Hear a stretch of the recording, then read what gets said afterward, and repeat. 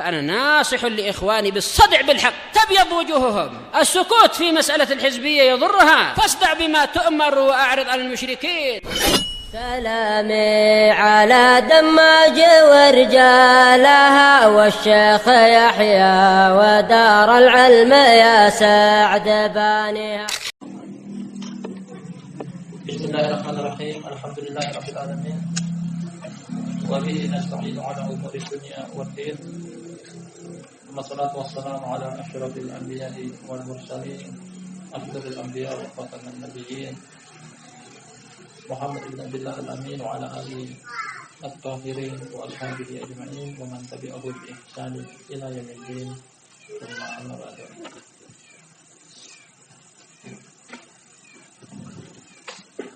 Ikhwani fillah wa akhwati fillah.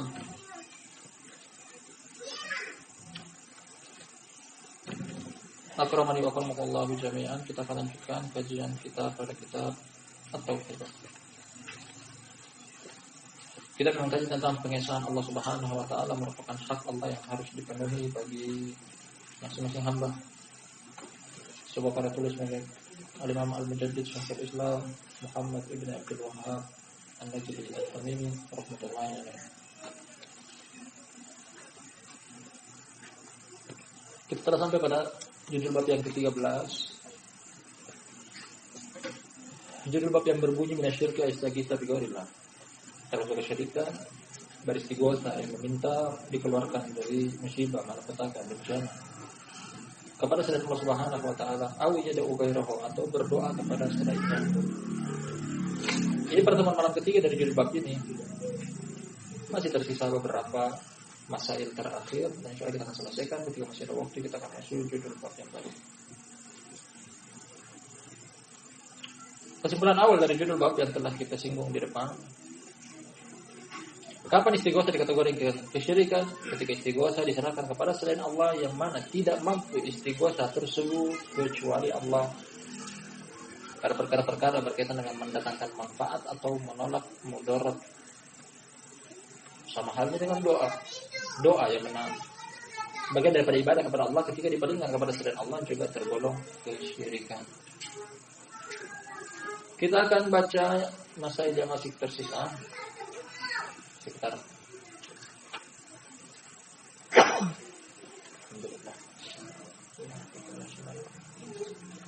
beberapa poin terakhir dari yang ke-13 kita baca kata sang penulis, semoga Allah merahmati beliau. As-salisata asyarah, yang ke-13, tasmiyatu tilka ad-da'wa ila ibadatur lil mad'u.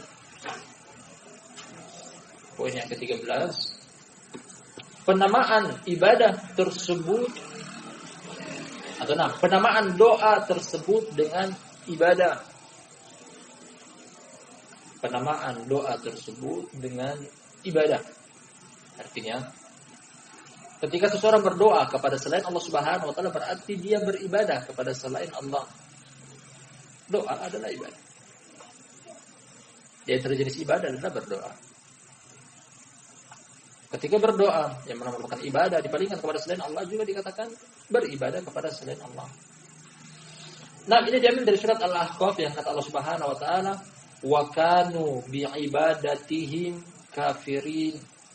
Dahulunya mereka, yakni yang diibadahi, yang didoai kepada selain Allah, terhadap ibadah mereka mengingkarinya. Dan jenis ibadah yang maksud di sini adalah doa. Di depan disebutkan waman adallu mimma yad'u, barang siapa. Nah,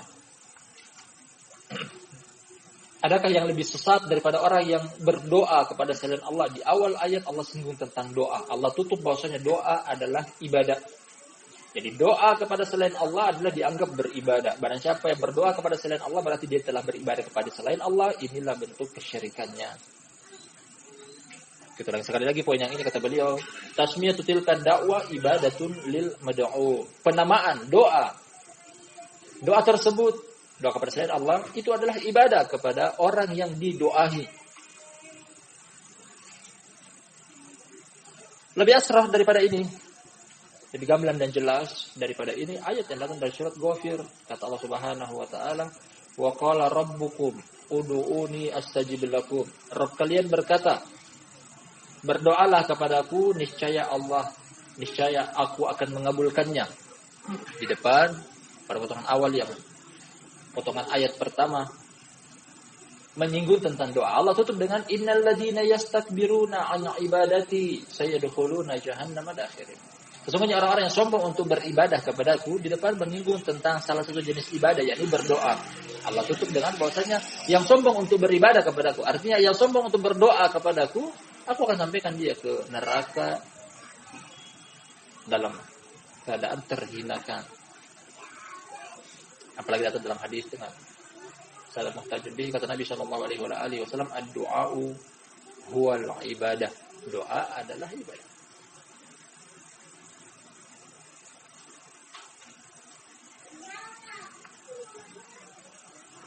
Pelajaran penting kita ambil di sini barakallahu fikum, bahwa saya ketika kita menjumpai sebagian orang datang ke kuburan wali fulan atau wali Allah sambil mengangkat tangan di kuburan tersebut, artinya mereka memiliki hajat, kebutuhan, permintaan. Nah, kemudian kita mengingkari mereka, wahai fulan jangan berdoa di sisi kuburan wali fulan, dia sudah mati, dia sudah meninggal. Dia tidak bisa menjawab, tidak bisa mendengar. Akhirnya katakan tidak, ini bukan ibadah. Ini bukan ibadah. Kita hanya menjadikan orang ini sebagai perantara yang menyampaikan doa kita kepada Allah. Nah, beliau katakan kepada kita di sini bahwasanya berdoa di sisi atau berdoa kepada orang yang tidak mampu untuk diserahkan doa kepada mereka adalah ibadah. Berarti itu adalah ibadah. Ini maksud dari poin yang ini. Jadi berdoanya seseorang di sisi kuburan wali fulan adalah ibadah. Berarti mereka beribadah kepada selain Allah Subhanahu wa taala. Ar-Rabi'ah Asyara yang ke-14. Nah, poin yang ke-14. 5 masail terakhir dalam bab ini. Kufrul mad'u bitilkal ibadah.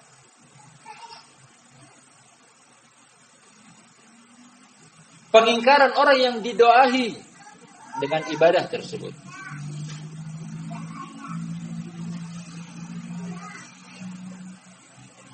Jadi kalau kita gambarkan tentang siklus segitiga berdoa,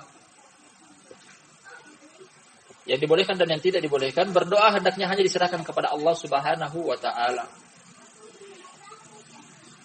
Nah, ketika ada orang yang beribadah atau berdoa kepada selain Allah, orang yang diibadahi ini, orang yang dimintai doanya mereka ini akan mengingkari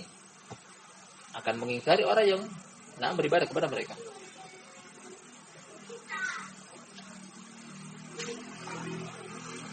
Tapi dengan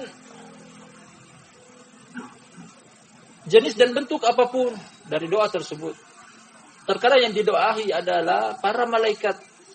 Para malaikat mengingkari kalau mereka memerintahkan umat manusia untuk mereka disembah, mereka diibadahi, mereka didoahi. Wa yawma nahsyuruhum jami'an tsumma naqulu lil malaikati ahaula'i iyyakum kanu ya'budu qalu subhanaka anta waliyyuna min duni bal kanu ya'buduna al-jinna aktsarahum bihim mu'minun. Kata Allah Subhanahu wa taala, ketika kami kumpulkan mereka, yakni malaikat yang disembah serta orang-orang yang menyembah para malaikat di suatu tempat, di mana di hari kiamat. Kemudian kata Allah Subhanahu, kami tanyakan kepada para malaikat, apakah kalian wahai malaikat memerintahkan orang-orang ini untuk menyembah kalian? Malaikat menjawab, subhanak, maha suci engkau wahai Rabb. Kami tidak pernah melakukan hal tersebut. Kami tidak pernah menganjurkan akan hal tersebut. Balkanu ya'budunal jinna aktsarahum bihim mu'minun. Bahkan orang-orang ini yang mereka sembah adalah jin. Nah, ini jawaban dari para malaikat. Demikian juga Nabi Isa alaihissalam yang disembah oleh kaum Nasrani, diangkat sampai tingkatan rububiyah sederajat dengan Allah Subhanahu wa taala. Sama halnya dia pun mengingkari akan hal tersebut. Wa idh qala Allahu ya Isa bin Maryam, a anta qulta lin-nasi ittakhiduni wa ummi ilahaini min dunillah. Ketika Rabb berkata kepada Isa bin Maryam, wahai Isa, apakah engkau berkata kepada umat engkau, jadikanlah aku serta ibuku disembah selain Allah? Qala subhanak, juga Perhatikan tentang jawaban dari Nabi Isa alaihissalam, Maha suci engkau. Dia mensucikan Allah Subhanahu wa taala dengan tidak melakukan hal tersebut.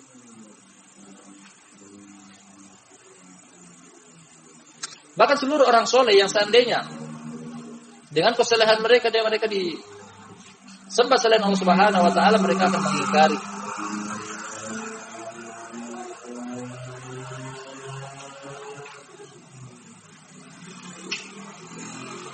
Bahkan yang diikuti selain Allah Subhanahu wa taala yang dijadikan panutan, suri tauladan demi menyelisih syariat Allah pun dalam konteks kalimat Al-Qur'an mengingkari. Mereka pun mengingkari. Kata Allah Subhanahu wa taala, "Ittabarra'al ladzina tubi'u minal ladzina taba'u wa rawawul 'adaba wa taqatta'at bihimul asbab."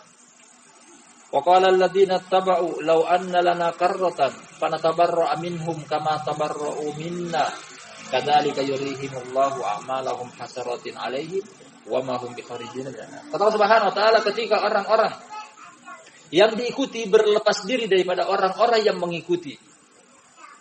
Ya, orang yang diikuti mungkin dari kalangan para ulama, ahli ibadah yang memiliki ilmu, diikuti oleh orang-orang jahil. Di hari kiamat, orang-orang yang diikuti dari kalangan para ulama atau ahli ibadah berlepas diri dari orang-orang yang mengikuti mereka. Wa taqatta'at bihimul asbab, dan terputus pada hari tersebut hubungan kekerabatan. Sekarang kan tidak kenal. Kalian ikuti aku nggak pernah memintakan kalian untuk mengikuti aku. Masing-masing menyelamatkan diri sendiri-sendiri. Bahkan sumber kejelekan yang Allah Subhanahu ciptakan bagi hamba-hambanya, siapa itu? Iblis alaihi laknatullah, dia mengajak orang untuk mengikuti dia, tapi ketika di hari kiamat dia berlepas diri. Sama halnya. Al-muhim, jangan pernah mengikuti selain Allah, jangan pernah mengikuti selain Rasul sallallahu alaihi wasallam, karena mereka pun berlepas diri, termasuk iblis alaihi laknatullah.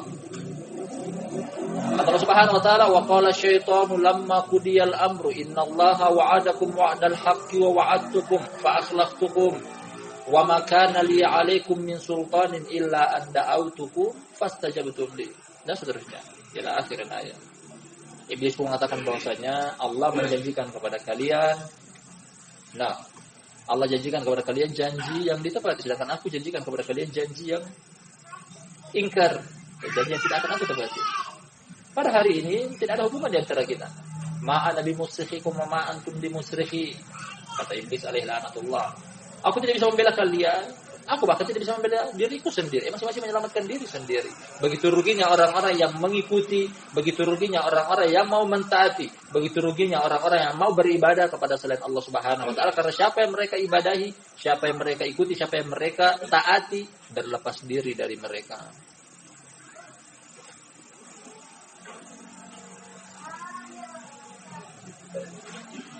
Kufrul mad'u bitilkal ibadah. Yang diibadahi mengingkari bentuk peribadatan tersebut.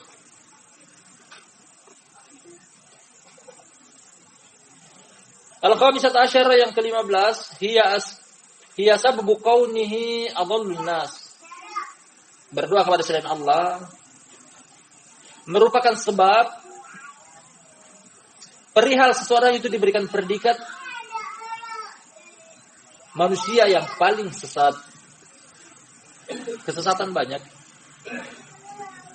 Di antara adalah tidak mendapatkan hidayah. Di antara adalah tidak mengikuti agama al-haq. Di antara adalah menyelisihi jalan para rasul. Namun di antara kesesatan juga adalah berdoa kepada selain Allah. Namun kesesatan ini yang paling besar. Wa man adallu mimma yad'u min dunillah. Adakah yang lebih sesat daripada orang-orang yang berdoa kepada selain Allah?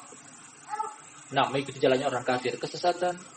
Mencontoh binatang dalam artian tasyabbuh dengan mereka juga adalah kesesatan. Tidak mau tunduk kepada al-haq juga adalah kesesatan. Namun kesesatan yang paling sesat adalah berdoa kepada selain Allah. Kurang apa Allah Subhanahu wa taala terangkan dalam Al-Qur'an? Kurang apa Nabi SAW terangkan dalam hadis Nabi SAW bahwasanya ketika mau berdoa meminta kebutuhan, hajat, keinginan, minta kepada zat yang bisa memberikan, yakni Allah Subhanahu wa taala. Ketika minta kepada makhluk pun punya kebutuhan sendiri yang mereka juga minta dan bergantung kepada Allah Subhanahu wa taala. Makanya jangan minta kepada makhluk. Selalu minta kepada Allah Rabbul Alamin. As-sadisata asyarah,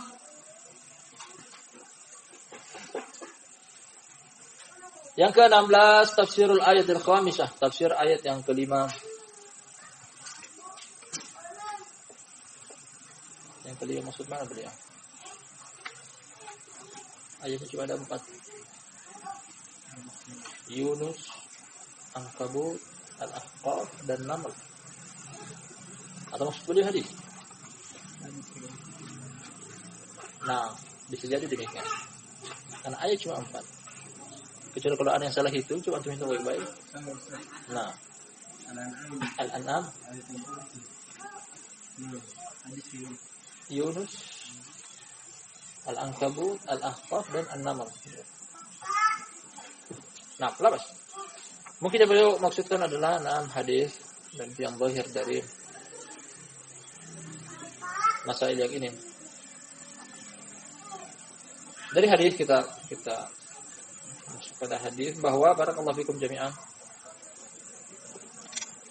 Tafsir dari hadis tersebut, Nabi SAW menafikan untuk beliau dijadikan sebagai tempat rujukan dalam beristighotsah. Bahkan beliau anjurkan untuk ketika beristighotsah hanya kepada Allah Subhanahu wa taala. Nah, jadi ini beliau tutup dengan hadis ini sebagai inti dari judul bab bahwa inti dari bab ini bahwa nah, ketika beristighotsah pada sesuatu yang tidak mampu kecuali Allah Subhanahu wa taala, hendaknya hanya kepada Dia, jangan diserahkan kepada selainnya. Meskipun telah kita terangkan di depan tentang 3 jenis istighotsah.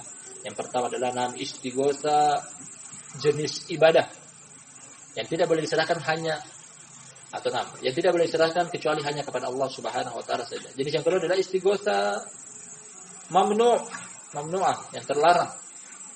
Istighotsah yang syirik, istighotsah yang bid'ah, istighotsah yang muharram. Nah, kemudian jenis yang ketiga adalah istighotsah yang dibolehkan ketika hamba tersebut mampu untuk memberikan pertolongan. Baik. Dan masalah yang ke-16 yang belum maksudkan adalah hadis tidak boleh beristighotsah kecuali kepada Allah Subhanahu wa taala saja berkaitan dengan hal-hal yang hanya Allah yang mampu. Termasuk pada judul hadis disebutkan kandungan isi dari hadis menyebutkan bahwasanya mereka beristighotsah meminta perlindungan dari kejelekan orang munafik. As-sabiyat asyara yang ke-17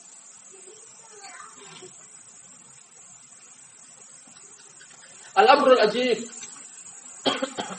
perkara yang mengherankan. Apa maksud beliau perkara yang mengherankan? Wa huwa iqrar wa abadatil awthan annahu la yujibul muttarra illa Allah wa li ajli hadha yad'una fi syada'id mukhlishina lahu ad-din. Nah, beliau katakan ini adalah perkara yang menganehkan. Dari sisi mana? Perhatikan bahwa beliau katakan para penyembah berhala mereka meyakini bahwasanya ketika terdesak hanya Allah yang bisa menjawab seruan mereka ketika dalam keadaan terdesak. Oleh karena itulah ketika dalam keadaan terdesak, dalam keadaan terjepit, dalam keadaan terpojokkan, mereka ikhlaskan ibadah hanya kepada Allah. Dalam surat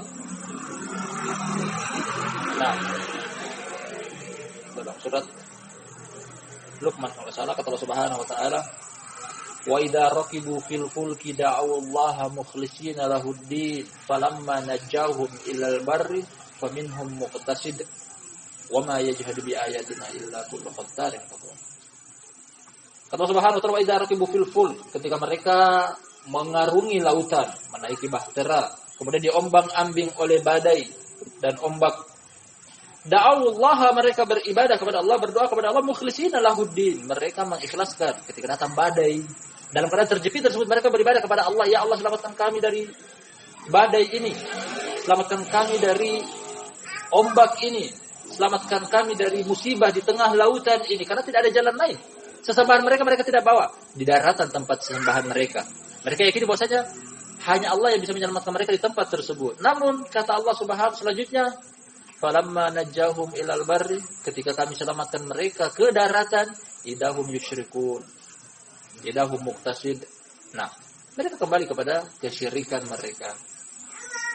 Jadi barakallahu fikum bahwasanya para penyembah berhala meyakini dengan lubuk hati mereka yang paling dalam bahwasanya ketika terjepit hanya Allah yang bisa menyelamatkan mereka.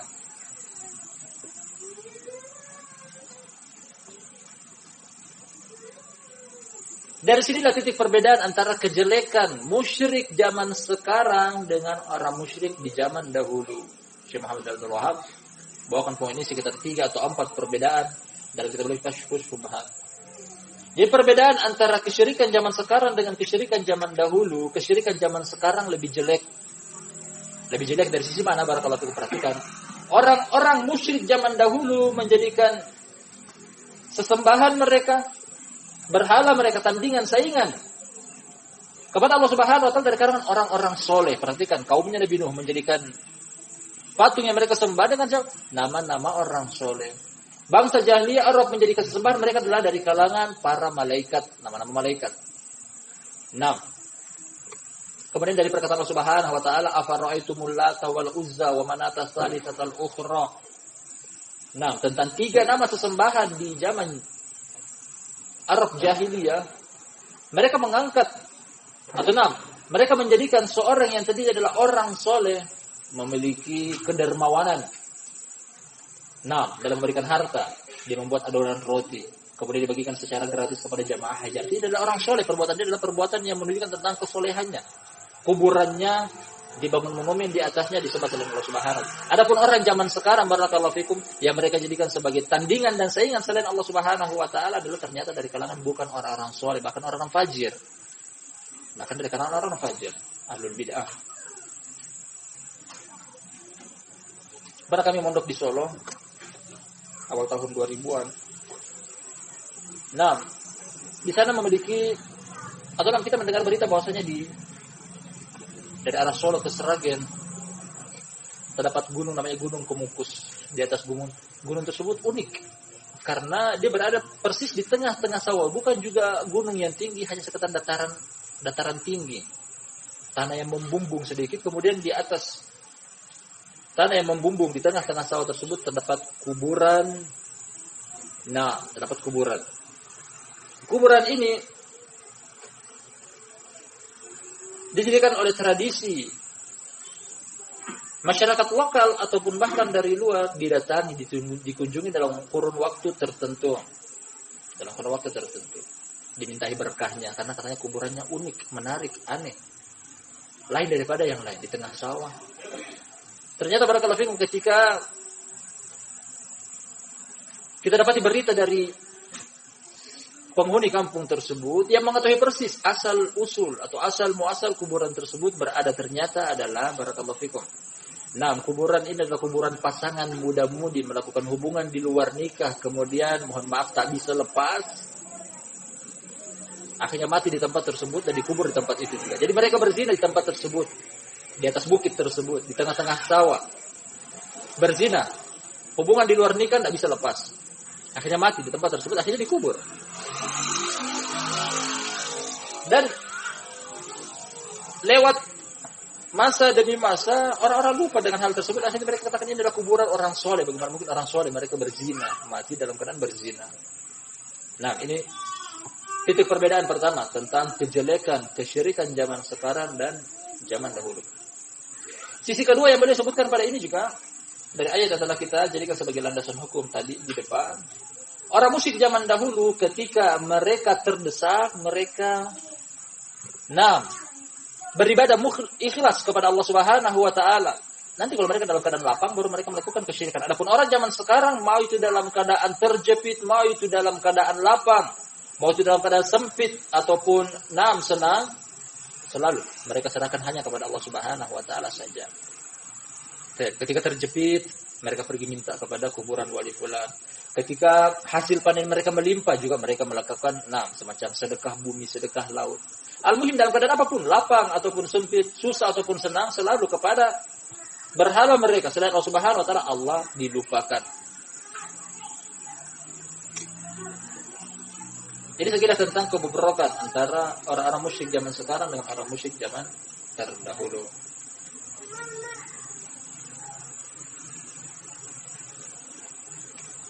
As-saminata asyara yang ke-18 sekaligus poin yang terakhir dalam judul bab ini. Himayatul Mustafa sallallahu alaihi wasallam himat tauhid wa ta'addub ma'allah. Penjagaan dari Al-Mustafa. Mustafa adalah nama Nabi sallallahu alaihi wasallam. Beliau menjaga Beliau menutup pintu-pintu agar tauhid tidak tercoreng. Nah, meskipun barakallahu fikum kalau kita tengok tadi hadis yang di depan beliau bawakan kepada kita, hadisnya Imam Tabrani. Ada seorang munafik yang selalu menyakiti kaum muslimin. Nabi SAW sebenarnya mampu untuk menepis, mencegah buah tangan jelek orang munafik tersebut. Beliau mampu. Namun beliau menutup pintu tersebut, jangan sampai kali ini beliau berikan kesempatan, besok ada lagi orang minta istighosa, beliau kabulkan lagi, besok lagi, dan seterusnya menganggap bahwa beliau lah tempat untuk meminta istighosa. Makanya beliau tutup pintu tersebut. Saya mengatakan bahwasanya kalau meminta istighosa, mintalah kepada Allah satu-satunya. Nah, jadi beliau katakan, sang penulis katakan ini adalah bentuk pencegahan dan penjagaan dari Nabi SAW untuk memurnikan tauhid. Termasuk bab istighosa hendaknya hanya minta kepada Allah Subhanahu wa taala saja. Nah.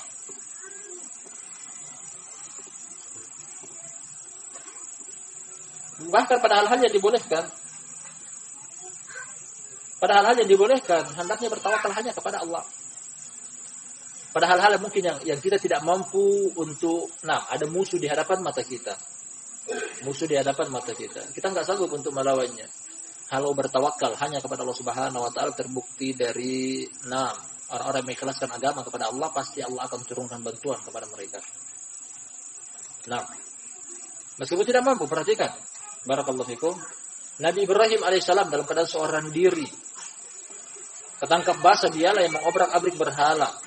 Akhirnya ingin dihukum oleh para pembesar di zaman tersebut dengan cara dinyalakan kayu bakar, api unggun, kemudian dicelupkan ke dalamnya. Dia nggak punya tempat lain kecuali Allah Subhanahu wa taala. Dia berdoa kepada Allah Subhanahu wa taala, hasbunallah wa ni'mal wakil, ni'mal maula wa ni'man nasir. Bertawakal hanya kepada Allah Subhanahu wa taala. Akhirnya kata Allah Subhanahu wa taala menjawab permintaan dan istighosa Nabi Ibrahim tersebut, qulna ya naru kuni bardan wa salaman ala Ibrahim. Allah katakan, kami katakan kepada api, wahai api, jadikanlah engkau dingin sekaligus menyelamatkan kepada Ibrahim. Bisa jadi dia lari, bisa jadi dia minta perlindungan kepada orang mungkin lebih kuat di zaman tersebut, tapi satu-satunya yang dijadikan sebagai tempat istighosa adalah Allah Subhanahu wa taala. Sebesar apapun orang tersebut di hadapan kita, lawan dulu. Jangan langsung menyerah bilang minta pertolongan kepada orang lain. Juga perhatikan tentang, kalau tadi contoh dari Nabi Ibrahim alaihissalam, ini contoh dari Nabi kita Muhammad SAW, para sahabat di zaman tersebut. Kata Allah Subhanahu wa taala, innan nasa qad jama'u lakum fakhshawhum fazadahum imana wa qalu hasbunallahu wa ni'mal wakil. Orang-orang mengatakan kepada para sahabat di zaman tersebut, seluruh jazirah Arab bersatu padu untuk menyerang kalian. Artinya menakut-nakuti, menggembosi bahwasanya kalau begitu menyerah sajalah kalian. Namun apa jawaban mereka? Qalu hasbunallahu wa ni'mal wakil. Cukup bagi kami Allah, dan Allah adalah sebaik-baik tempat bersandar. Karena kata Allah Subhanahu wa taala, kam min fi'atin qalilatin ghalabat fi'atan katsiratan biidznillah. Betapa banyak kelompok yang kecil bisa mengalahkan kelompok yang besar dengan izin dari Allah Subhanahu wa taala. Sering kita katakan bahwa sebesar apapun musuh, Allah Subhanahu wa taala lebih besar. Sebanyak apapun kekuatan musuh, kekuatan Allah Subhanahu wa taala lebih banyak. Jadi memurnikan tauhid bentuknya adalah istighosa hanya kepada Allah. Hanya kepada Allah. Mungkin ada orang yang akan datang mencelakai kita, lebih besar fisiknya, lebih kuat tenaganya. Jangan menyerah, lawan dulu, tes dulu, coba dulu. Sepatu cuma besar badannya, ternyata mental kerupuk, kan belum dites, belum dicoba. Coba dulu. Baru kemudian minta pertolongan kepada yang lain. Artinya bertawakal dulu kepada Allah Subhanahu wa taala. Ini poin yang terakhir sebagai poin penutup dalam judul bab yang ke-13, termasuk kesyirikan beristighosa kepada Allah Subhanahu kepada selain Allah Subhanahu wa taala atau berdoa kepada selainnya. Kesimpulan atau ikhtisar dalam judul bab ini bahwa istighosa sekaligus doa adalah ibadah yang ketika diserahkan kepada selain Allah Subhanahu wa taala tergolong kesyirikan. Dengan tanda kutip pada hal-hal yang hanya Allah Subhanahu wa taala saja yang mampu. Adapun beristighosa kepada selain Allah dari sebagian makhluk yang mungkin mampu untuk mendatangkan istighosa tersebut, hukumnya boleh. Seperti contoh dari seseorang minta pertolongan, perlindungan kepada Nabi Musa alaihissalam dari kalangan Bani Israel untuk melindungi dia dari kejaran Qibtiyah, kaumnya Fir'aun alaihi laknatullah. Kita akan lanjutkan pada judul bab baru, masih tersisa beberapa menit.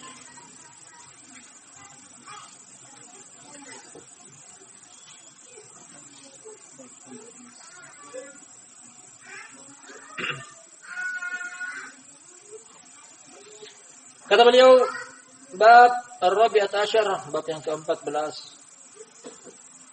Buku ini berisikan kurang lebih 60 bab. Nanti belum ada setengah kita kaji.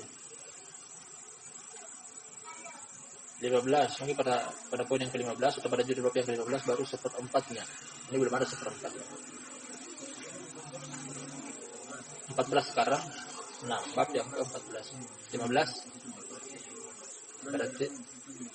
Berarti judul Kitab Tauhid dijadikan bab pertama. Wa ila itu belum masuk judul bab. Judul bab beliau langsung masuk kepada dalil yang pertama. Jadi hanya berbunyi bab, kemudian beliau masukkan langsung pada ayat sekaligus judul bab. Qaulullah ta'ala ayyushrikuna ma la yakhluqu syai'an wa hum yukhlaqun wa la yastati'una lahum nasran wa la anfusahum yansurun. Surat Al-A'raf. Dua ayat dari surat Al-A'raf. Ayat sebagai landasan hukum pertama sekaligus sebagai judul bab. Kata Allah yang Maha Tinggi, apakah mereka melakukan kesyirikan, melakukan sekutu, tandingan kepada sesuatu yang tidak menciptakan apapun, bahkan merekalah diciptakan. Mereka melakukan kesyirikan dari makhluk selain Allah Subhanahu wa taala, yang mana makhluk tersebut tidak menciptakan, bahkan merekalah yang diciptakan. Wala yastati'una lahum nasran, bahkan mereka yang disembahan tersebut tidak bisa menolong, tidak bisa bertolongan kepada orang minta pertolongan. Wala anfusahum yansurun, bahkan diri mereka sendiri mereka tidak bisa tolong. Bentuk kesyirikan kepada selain Allah Subhanahu wa taala. Baik itu yang makhluk hidup namun yang sudah mati, ataupun berupa berhala-berhala, pepohonan, bebatuan, kuburan, atau penghuni kuburan. Kesemuanya itu ketika minta kepada mereka, mereka juga adalah makhluk. Mereka bukan pencipta.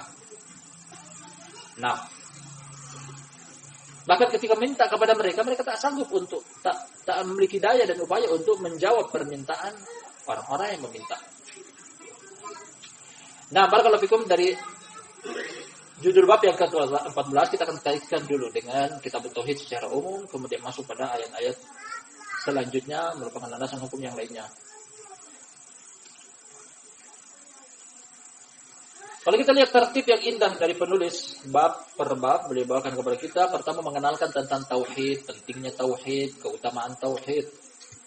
Beliau susulkan beberapa hal yang berkaitan dengan kesyirikan yang merupakan lawan daripada tauhid. Kemudian pada poin yang ke-14 ini beliau ingin jelaskan kepada kita tentang satu sisi bahwa jeleknya kesyirikan, buruknya kesyirikan. Ini dia. Buruknya kesyirikan, jeleknya kesyirikan, dorornya kesyirikan dari sisi mana? Bahwasanya ketika orang-orang yang meminta kepada selain Allah Subhanahu wa taala dari kalangan para makhluk, tidak ada gunanya minta kepada mereka karena mereka juga adalah diciptakan oleh Allah Subhanahu wa taala. Hendaknya kita jadikan sesembahan, hendaknya kita jadikan sebagai orang. Pihak yang disembah adalah pertama zat yang menciptakan. Perhatikan kata Allah Subhanahu wa taala mengajak umat manusia semuanya untuk beribadah kepada zat yang bagaimana? Ya ayyuhan nas ubudu rabbakum. Wahai segenap umat manusia, beribadahlah kepada Rabb kalian. Kenapa kita beribadah kepada Rabb? Alladzi khalaqakum walladzina min qablikum. Karena dia yang telah menciptakan kalian serta dia juga yang telah menciptakan umat-umat sebelum kalian. Jadi Allah mengajak kita untuk menyembah dia karena dia adalah pencipta. Orang yang pantas untuk disembah atau zat yang pantas untuk disembah adalah zat yang mencipta. Adapun selain daripada pencipta tidak pantas untuk disembah, tidak pantas untuk dijadikan sebagai tempat kembali, rujukan, meminta, berharap, bertawakal dan seterusnya. Perhatikan tentang kisah menarik datang dari sahabat Jubair bin Mut'im radhiyallahu anhu. Ini merupakan sebab masuknya hidayah di dalam dadanya. Diceritakan kisahnya dalam Sahih Bukhari bahwasanya ketika Nabi SAW melakukan perjanjian perdamaian dengan kufar Quraisy, orang musyrik, penduduk kota Makkah, untuk menahan selama 10 tahun saling mengangkat senjata berperang. Artinya selama 10 tahun kita berdamai, tidak ada peperangan. Akhirnya dengan adanya perjanjian perdamaian tersebut, orang Makkah bisa datang mengunjungi keluarga mereka di kota Madinah. Kebalikannya, orang Madinah boleh untuk datang mengunjungi anggota keluarga mereka di kota Makkah, saling menziarahi karena tidak terjadi peperangan. Dalam kisah tersebut Jubair bin Mut'im radhiyallahu anhu datang mengunjungi sebagian anggota keluarganya di kota Madinah yang waktu itu dia masih musyrik. Tak sengaja dia melintas di samping masjid Nabi SAW ketika sholat maghrib. Dan beliau membaca di dalam sholat maghrib tersebut, Jubair bin Mut'im mendengar bacaan tersebut. Nabi SAW membaca di sholat maghrib surat At-Tur sampai pada perkataan Allah Subhanahu wa Ta'ala, am khuliqu min ghairi syai'in am humul khaliqun am khalaqus samawati wal ardi bal la yuqinun. Nah, kalau kita artikan ayat yang barusan kita baca,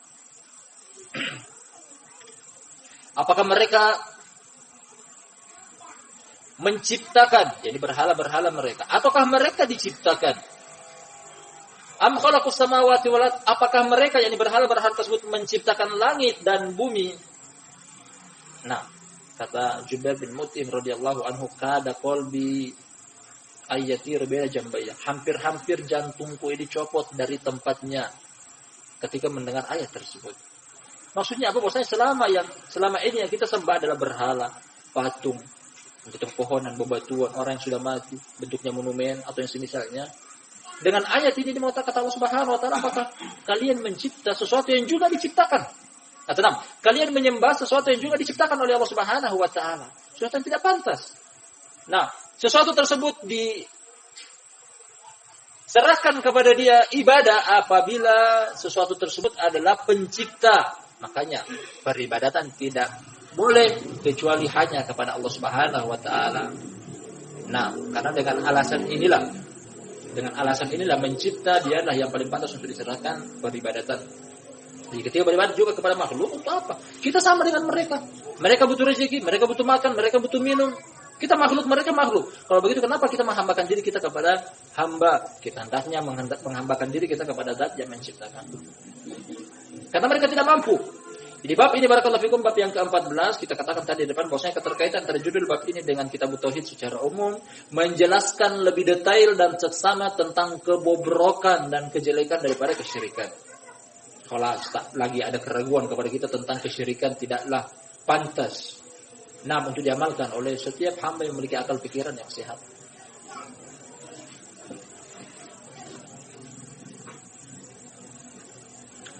Beliau jadikan sebagai ayat ini sebagai judul bab sekaligus ayat yang pertama dalam bab landasan hukum. Kita baca ayat yang kedua.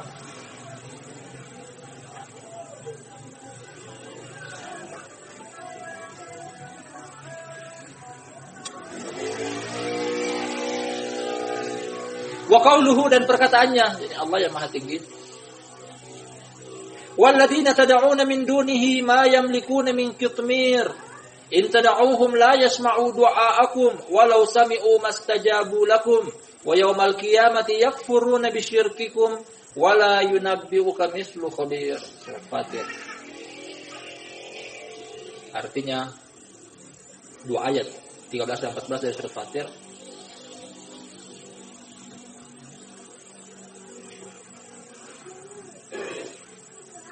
Dan apa yang kalian seru selain Allah, mereka tidak memiliki sesuatu yang sepele. Kitmir adalah kalau dari buah kurma. Masing-masing kita pernah melihat buah kurma. merupakan makhluk ciptaan Allah yang kecil dan mungil. Di dalam buah kurma tersebut terdapat unsur biji, lebih kecil dari buah kurma. Biji adalah bagian dari buah kurma terkecil. Kemudian dari buah kurma biji buah kurma tersebut, terkadang kita sering mendapati kalau buah kurma atau biji buah kurma kita, memiliki kulit yang tipis. Kulit yang tipis. Dia transparan. Kulit yang tipis itu namanya kitmir. Itu namanya kitmir. Kemudian di antara belahan, terkadang kita dapati seperti kacang ada garis yang membelah buah atau biji buah kurma tersebut. Ada lagi unsur terkecil kalau kita ambil, dia semacam urat rambut, seutas urat rambut, itu namanya fatila. Fatil. Allah katakan juga dalam sekitar 2 atau 3 tempat dalam surat An-Nisa. Jadi Allah Subhanahu wa taala ingin meremehkan, ingin mengecilkan, ingin merendahkan kesyirikan dengan cara kata Allah Subhanahu wa taala, apa yang kalian minta kepada selain Allah Subhanahu wa taala, bahkan mereka yang kalian minta tersebut tidak memiliki sesuatu yang paling kecil dari unsur ciptaan Allah Subhanahu wa taala. Itu pun tidak bisa. Jangankan buah kurma mereka bisa ciptakan. Paling terkecil dari buah kurma saja mereka tidak bisa. Apalagi kalian minta sesuatu yang lebih besar daripada itu, minta rezeki, minta jodoh, minta diselamatkan dari musibah, tidak akan pernah mungkin bisa. Tidak ayat menerangkan bagi kita tentang begitu remehnya, begitu rendahnya, begitu hinanya kesyirikan di hadapan Allah Subhanahu wa taala. Dilanjutkan dengan ayat setelahnya, Allah Subhanahu wa taala membuka wawasan setiap orang yang masih mau melanjutkan praktek kesyirikan, in tad'uhum la yasma'u du'aakum. Kalau kalian berdoa kepada mereka, mereka tidak bisa menjawab. Mereka tidak bisa mendengar doa kalian. Benda mati. Berhala, patung, pepohonan, bebatuan. Atau penghuni kuburan juga sudah mati. Namanya penghuni kuburan. Kalau kalian berdoa, mereka tidak akan pernah mendengar doa kalian. Walau sami'u mastajabu lakum. Seandainya pun mereka mendengar, mereka tidak mungkin bisa mengkabulkan. Mereka tidak mungkin bisa mengkabulkan. Jadi kalau itu apa yang diharapkan dari kesyirikan? Tidak ada. Makanya kata Allah Subhanahu wa taala merendahkan dan meremehkan orang-orang yang masih melakukan kesyirikan. Kata Allah Subhanahu wa taala, Mathalul ladzina ittakhadhu min dunillahi awliya kamathalil ankabuti ittakhadat baita wa inna awhanal buyuti labaitul ankabuti law kanu ya'lamun.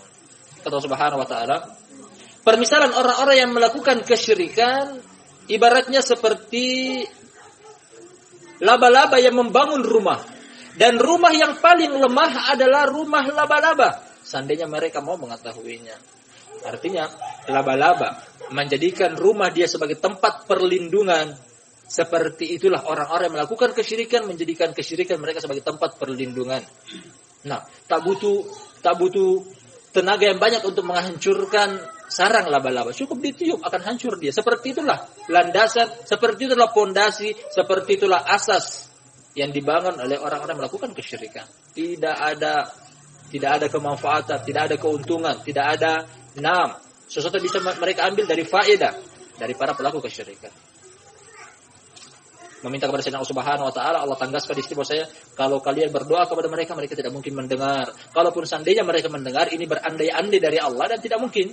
Seandainya mereka pun mendengar, tidak mungkin mereka bisa menjawabnya. Wa yaumal qiyamati yakfuruna bisyirkikum, dan pada hari kiamat mereka mengingkari kesyirikan kalian. Sama dengan hal yang tadi pada poin yang atau pada judul bab yang sebelumnya. Orang-orang yang kalian jadikan sebagai sembahan, diikuti, ditaati, akan mengingkari perbuatan kalian tersebut, mengatakan bahwasanya kami tidak tahu. Kalau kalian menyembahku, kami tidak tahu. Kalau kalian menjadikan aku sebagai sesembahan, wala yunabbi'uka mithlu khabir.